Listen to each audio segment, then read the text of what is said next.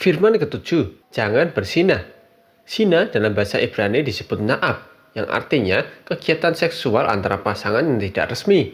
Dalam hukum Taurat disebutkan beberapa kali bahwa perzinahan termasuk dosa yang berat, yang hukumannya adalah hukuman mati, seperti hukuman dirajam oleh batu.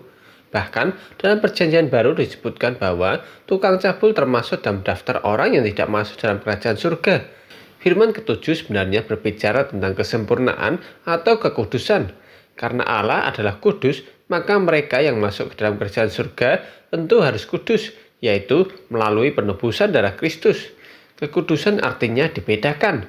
Dalam konteks kehidupan sosial, tentu akan ada perbedaan perlakuan antara keluarga, sahabat, teman dekat, kenalan, dan orang yang tidak kita kenal. Seharusnya dan sewajarnya, semua orang pasti memiliki hubungan yang lebih intim dengan lingkaran terdekatnya, yaitu keluarga. Hubungan suami, istri, dan anak-anaknya harus menjadi yang terutama dalam hubungan sosial.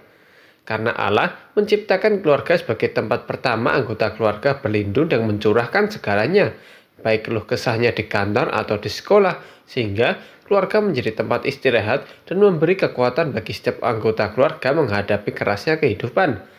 Hubungan suami istri yang paling intim tidak hanya sekedar hubungan intim secara seksual, tapi hubungan intim secara hati, pikiran, dan jiwa.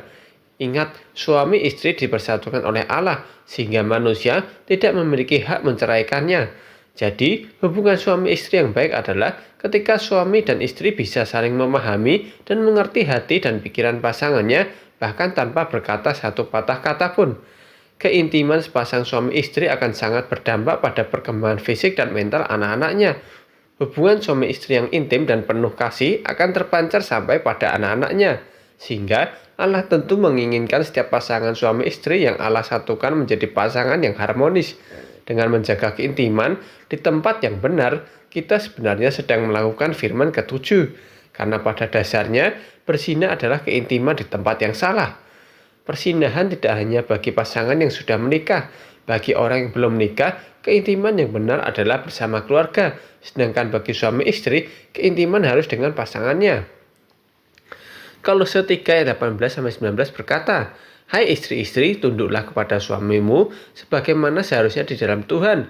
Hai suami-suami, kasihilah istrimu dan janganlah berlaku kasar terhadap dia. Cara menjaga kekudusan dalam rumah tangga adalah selalu menjaga keintiman. Setinggi apapun jabatan istri di tempat kerja, sebanyak apapun gaji istri, atau sehebat apapun istri, tapi di dalam hubungan suami istri tetap harus tunduk pada suaminya. Karena bagaimanapun juga, suami Anda adalah kepala keluarga yang telah Anda pilih dan Tuhan jodohkan untuk Anda. Tapi bukan berarti suami dapat semena-mena terhadap istri. Sebagai kepala keluarga, suami wajib mengasihi istrinya karena Anda sendirilah yang telah mengambil dia sebagai istri Anda.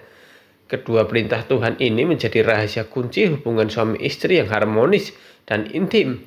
Jika kedua suami istri melakukan sesuai perintah Tuhan, maka tidak akan ada ruang bagi orang ketiga.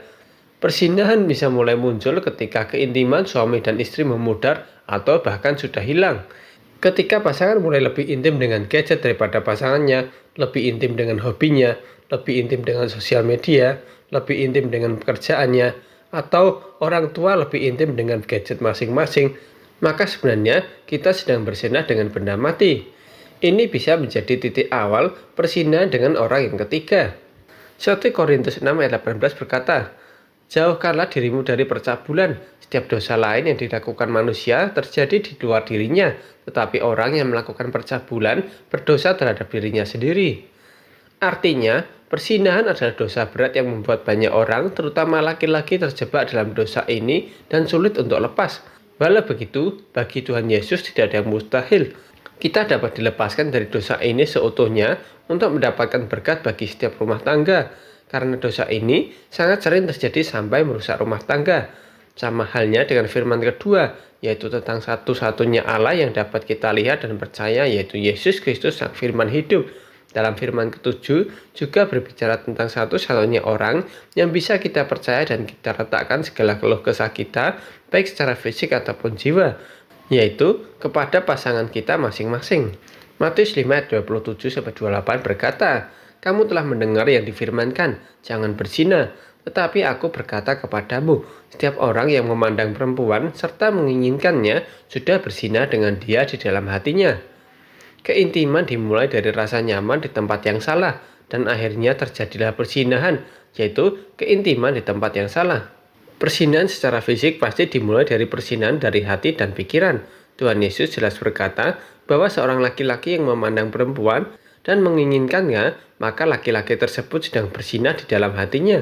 Itulah arti berdosa kepada dirinya sendiri. Banyak laki-laki menormalisasi hal ini, membiarkan pikiran dan hatinya kotor. Akibatnya, suami jadi lebih suka memandang wanita lain dan menyimpannya dalam hati daripada memandang istrinya. Keintiman yang seharusnya menjadi milik keluarga menjadi hilang. Jadi, perzinahan baik secara fisik dan hati pada akhirnya akan menghancurkan diri sendiri dan juga keluarga. Sehingga, mana yang akan kita pilih, kutuk atau berkat bagi keluarga kita?